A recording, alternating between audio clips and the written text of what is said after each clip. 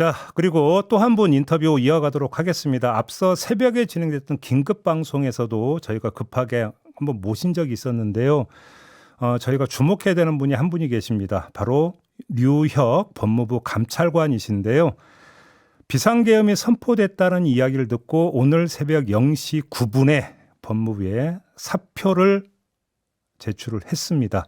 왜 이런 결정을 했는지 다시 우리 촌철님들과 더 많은 촌철님들과 공유하기 위해서 다시 한번 인터뷰에 모시도록 하겠습니다. 나와 계시죠? 예, 안녕하십니까. 유혁입니다. 네. 네. 저희들 때문에 잠도 제대로 못 주무셨죠? 아유, 오늘 저뿐만은 아닐 것 같고요. 제 네. 친구들도 그렇고, 예. 다 그런 것 같습니다. 가족들도 그렇고, 예, 그런 것 같습니다. 예. 그래요. 자, 아마 이제 처음 들으시는 분들도 좀 많을 것 같아서 다시 한번 똑같은 질문을 좀 드리는 걸 양해를 좀 먼저 구하고요. 예. 네. 어떤 심경으로 어떤 이유로 사표를 내신 건지 좀 이거부터 좀 여쭤보겠습니다. 저는 원래 아침 운동을 하기 때문에 좀 일찍 잡니다. 네. 16시쯤에 자는데, 예.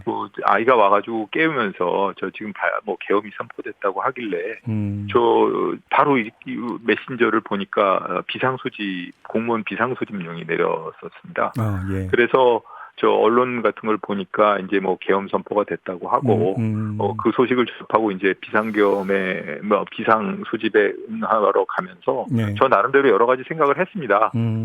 최근 국회 상황이 아주 극한 대립으로 치닫고 있긴 하지만, 네. 과연 이게 계엄이라는 방법으로 비상식적이고 반헌법적이고 위법한 방법으로 이 상황을 해결하려고 드는 게 과연 합당한지라는 생각이 들었고요. 네. 그리고 또 한편으로는 그게 과연 국가를 위한 일인지 아니면 그게 개인의 안위를 위한 것인지에 대해서도 좀 여러 가지로 많은 생각을 하게 됐습니다. 그런 생각 끝에 제가 오늘 법무부 회의에 한 12시 직전에 도착을 한 것 같고요. 예. 회의 중이길래 제가 걱정하던 것처럼 대충 분위기는 보아서 계엄 관련 후속 대책 협의였는지는 모르겠지만 장관님께 제가 이게 계엄 관련 회의냐고 여쭤보았고 그랬더니 장관님께서 그렇다고 말씀하시길래 그 자리에서 저는 계엄 관련 회의라면 제가 참석하는 건 부적절하다고 생각하고 네.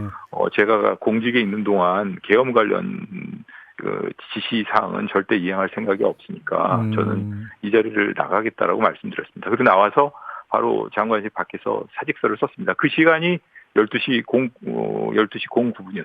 자정 넘어서 9분이었습니다. 그러니까요. 예. 그러면 감찰관직을 유지하면 이 위헌위법한 계엄령에 어떻게든지 간에 복무를 할 수밖에 없는 이 상황은 도저히 복무를 해야 되고 정말 제대로 복무를 한다고 생각이 되면 예. 조금이라도 이 계엄령에 동의해서 그에 따른 공무원, 법무부 공무원이 단 한 명이라도 있다면 그 사람에게 진술서를 받고 거기에 따른 응분의 조치를 취해야 하는 게 제 임무라고 생각하는데 감찰관은 기본적으로 장관의 직속기관입니다. 그렇기 때문에 장관의 지시라든가 이런 걸 벗어날 수는 없는 거고요. 그리고 기본적으로 이런 위법 부당한 계엄 선포가 지속되고 있는 상황에서 제가 그리고 그걸 정말 부당하다고 생각하고 이게 국민의 평온함을 깨트리고 반상식적이고 비상식적인 행동인데 이런 극단적인 상황을 제가 공직이라는 자리를 유지하겠다고 하면서 이렇게 인터뷰에 응하고 제가 그러는 거는 적절치 않다는 생각이 들어서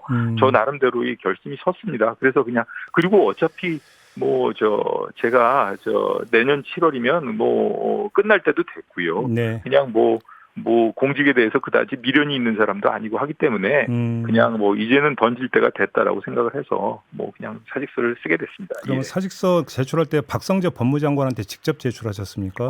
바로 저 바깥에서 제 비서관님한테 제가 자필로 써서 제출하고 서명하고 나왔으니까요. 예. 그리고 박성재 장관은 하는 얘기 없던가요? 제가 그냥 그런 의사를 밝혔을 때 그럼 그렇게 하시오라고 말씀하시길래 바로 그 말 듣고 나와가지고 사직서를 제출했습니다. 네. 이제 우리 감찰관님도 검사 출신이신데, 자 그러면 이 계엄령 선포가 어떤 점에서 문제가 있었는지, 어떤 점에서 위헌위법하다고 판단하신 건지 좀 말씀 좀 주시겠습니까? 저는 내란죄, 요즘은 좀 용어가 바뀌어가지고 쉬운 용어로 바뀌었던데 내란죄의 정의는 국토를 참전할 목적으로 또는 국헌을 물랑케 할 목적으로 폭력을 동원해가지고 반헌법적인 위헌적인 상황을 일으키는 것이 내란죄에 해당하는데요.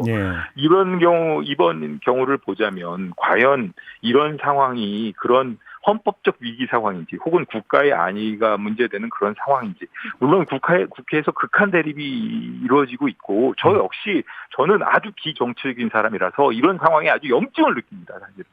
저 안온하고 평온한 일상을 바라는 사람이기 때문에 예. 염증을 느끼는데 이런 상황에서 제가 이런 상황을 그런 식으로 타개하려고 하는 판단을 내렸다는 것 그리고 그런 비상식적인 판단을 지지하는 세력이 어딘가에 있다는 것 뿐만 아니라 일부 세력일지 모르겠지만 예. 이런 상황이 이게 과연 정상적인 상황이라고 볼 수 있을지 의문입니다. 저는 그렇기 때문에 그리고 그런 군을 투입해서 정상적인 의사진행을 방해해가면서까지 이런 식으로 계엄을 강요하려고 했던 행위 그 자체가 네. 위법이 아니면 뭐가 위법이겠습니까? 저는 제 생각에는 나치 수용소에 부역한 아무 생각 없이 따라가는 사람들이 용서될 수 없듯이 예, 이런 상황에서 따라가는 어떤 행위도 공무원이라는 이름으로 상사의 명령에 복종한다? 이런 논리는 받아들일 수 없다고 생각했고요. 예. 어찌 보면은 저는 살면서 이렇게 분하다거나 이런 생각 많이 느끼지 않고 살았는데 이번 경우는 제가 보기에는 너무나 부당하다는 생각이 들어서 참을 수가 없었습니다. 네. 다른 사람도 아니고 그 위헌 위법한 계엄령을 선포한 장본인이 검찰총장 출신이라는 점은 어떻게 받아들이십니까?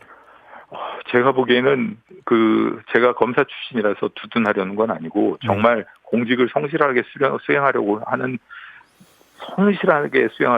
많은 검찰 직원들이나 검찰 구성원들에 대한 모욕이라고 생각이 들고요.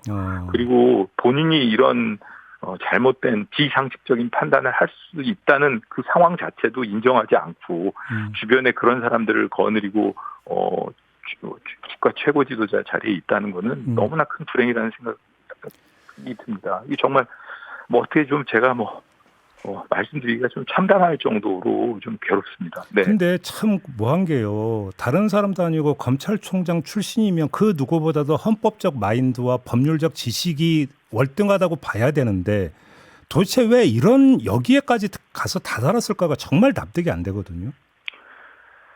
주변에서도 제대로 역할을 못했을 수도 있고요. 네. 본인이 얼마나 본인 역시도 많은 문제가 있겠죠. 그 점에 대해서는 제가 개인적인 인식 목적이 될 수도 있어서 네. 적절하게 말씀드리는 거는 적절치 않은 것 같고요. 제 일관된 행동을 위해서라도 그 부분에 대해서는 제가 이렇게 지나친 표현을 삼가하는 게 맞을 것 같습니다. 알겠습니다. 예. 조금 전에 그 감찰관님 말씀에서 이미 좀 일부 언급이 되긴 했습니다만, 자, 이 사태를 후배 검사들이 어떻게 받아들여야 된다고 생각하십니까?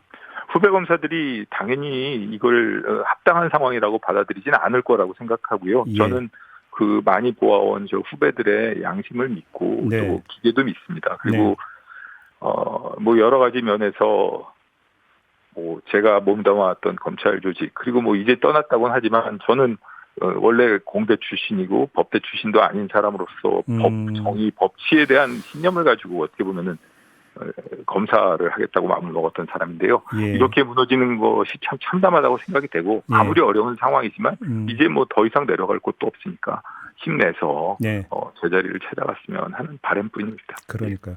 지금 저희가 이제 앞서서 여러 정치인하고 인터뷰를 했는데 공통 분모는 탄핵 추진은 불가피하고 여기서 그치는 게 아니라 사법 처리까지 돼야 된다라는 거예요. 저는 이게 한여름 밤에 무슨 소동처럼 그냥 스쳐 지나갔지만 이제 시작이라고 생각합니다. 이런 비상식적인 판단을 내릴 수 있는 국가 최고 지도자의 자리에 있는 사람 그리고 일부인지는 모르겠지만 그걸 따르고자 하는 일부 반헌법적인 군부 세력이 있는 한 이거는 역사의 퇴행이 될 수밖에 없습니다. 이거는 반드시 시정할 수 있어야 되고요. 시정해야 됩니다. 그렇기 때문에 이거는 이제 시작이니까 정말 눈을 부릅뜨고라도 이게 정의가 이루어지는 걸 정의가 회복되는 걸 반드시 지켜야 된다고 생각합니다. 수사권 조정상이 어떻게 되는지는 모르겠습니다만 그러면 내란죄 처벌을 검찰이 자진해서 먼저 추진할 수는 없는 걸까요?